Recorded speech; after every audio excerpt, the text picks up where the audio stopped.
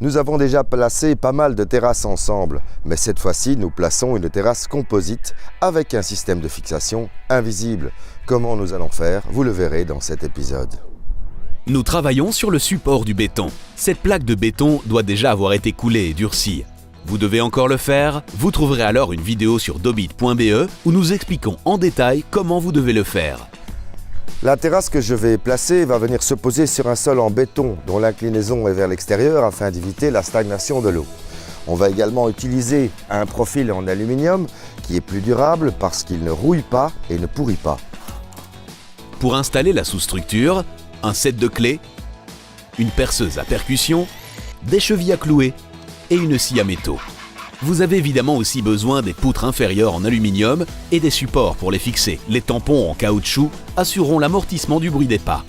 Les règles en aluminium ont deux fentes. Dans la fente la moins profonde, vous placez les étriers.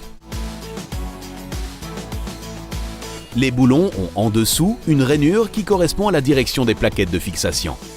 C'est pratique pour fixer les boulons. Fixez-les provisoirement à la main. Positionnez les étriers tous les 50 cm. Les rails sont trop longs, alors il faut les couper. Vous faites cela avec une scie à métaux.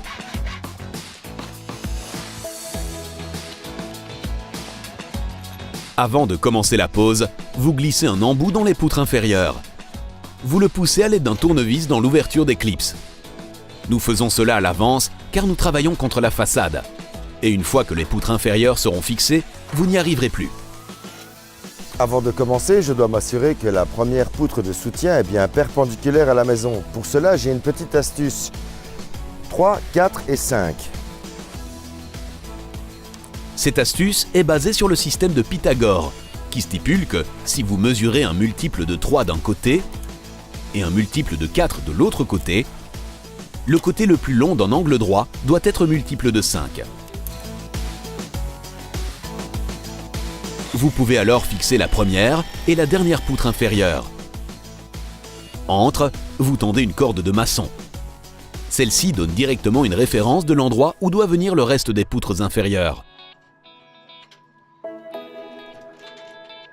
Fixez à chaque fois les poutres inférieures en forant une ouverture dans le rail et en les fixant ensuite avec une cheville à clouer. Ne fixez pas encore les boulons trop fortement dans les poutres inférieures.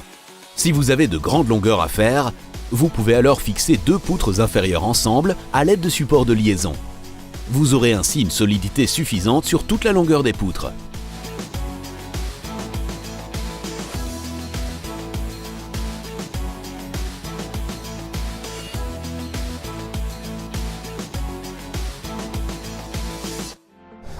Toutes les poutres de soutènement ont été placées à une distance de 50 cm. Mais au début et à la fin de ma terrasse, j'en place une supplémentaire à 20 cm de la première afin que les planches ne se déforment pas.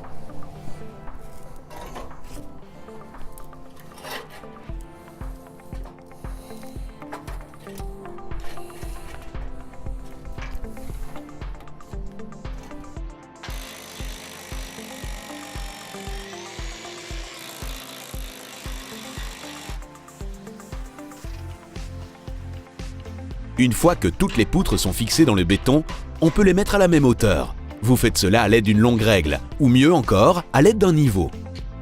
Mettez alors les poutres au début et à la fin dans une ligne et fixez tous les boulons.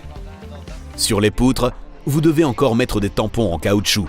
Ils amortiront le bruit de l'aluminium sur le béton. À certains endroits, le béton n'est pas toujours au même niveau et nous devons alors mettre de petites cales.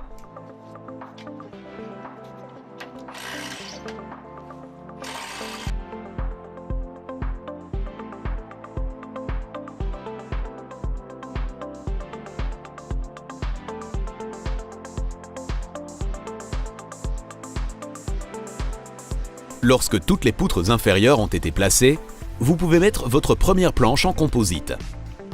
Vous la glissez simplement dans l'embout que vous avez placé tantôt. Pour continuer à bien placer les planches, vous utilisez une perceuse visseuse, les clips et une scie à bois. Les rangées suivantes sont fixées avec des clips en plastique. Vous les glissez entre les planches et les fixez avec l'outil fourni avec. C'est un travail qui avance bien et vous allez voir votre terrasse rapidement changer.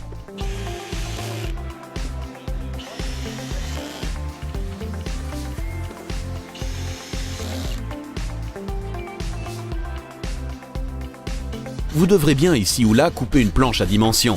Mais avec une simple scie à bois, cela se fait facilement. Si vous voulez travailler plus rapidement, vous pouvez évidemment utiliser une scie à onglet. Le travail sera alors un peu plus rapide.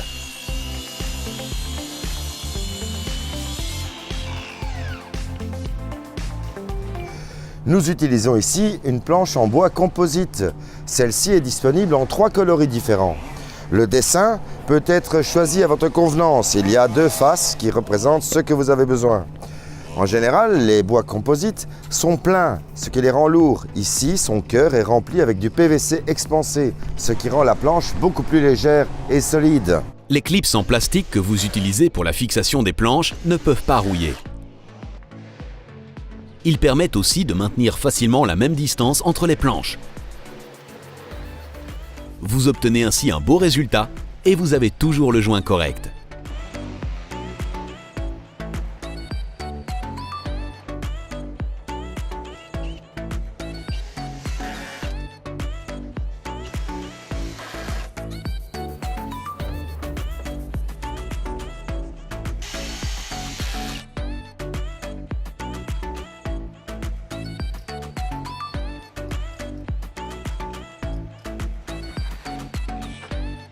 Dans ce cas, la longueur complète d'une planche n'est pas suffisante pour traverser la terrasse. Pour cela, nous posons sur le côté un bout de planche en plus. Vous ne pouvez pas fixer 2 planches sur une poutre inférieure. Nous avons donc placé une poutre supplémentaire pour donner suffisamment de soutien à la couture. Laissez aussi un joint de dilatation. Entre 2 planches, il doit être de minimum 10 mm et sur les côtés, là où la terrasse est contre un mur, il faut 15 mm. Dans ce mur, nous avons encore une découpe à faire. Avec une scie à découper, vous pouvez parfaitement couper la planche à la bonne mesure afin qu'elle s'adapte parfaitement à la découpe du mur.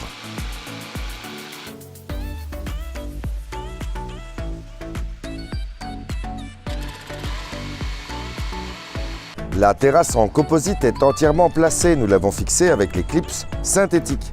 La dernière latte, quant à elle, va être fixée avec le même clips métallique que celui que nous avons utilisé au tout début. Faites cela avec un marteau et un tournevis. Utilisez de préférence un tournevis renforcé afin de pouvoir taper dessus avec le marteau.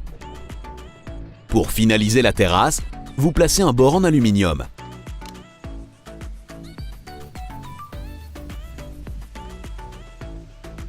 Il permet de bien camoufler les côtés, les clips sur les poutres et les poutres inférieures elles-mêmes.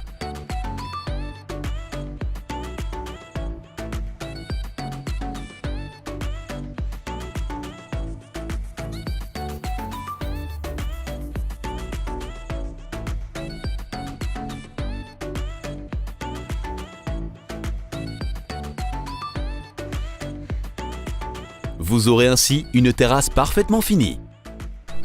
Voilà, nous avons placé une terrasse composite qui ne nécessite pas d'entretien. Vous pourrez donc profiter plus longtemps du soleil sur votre terrasse. Si vous souhaitez revoir comment nous avons fait, je vous invite sur notre site web dobit.be sur lequel vous pouvez également vous enregistrer à notre magazine en ligne afin de rester informé au plus haut. Quant à moi, je vous remercie et je vous dis à nos prochains travaux.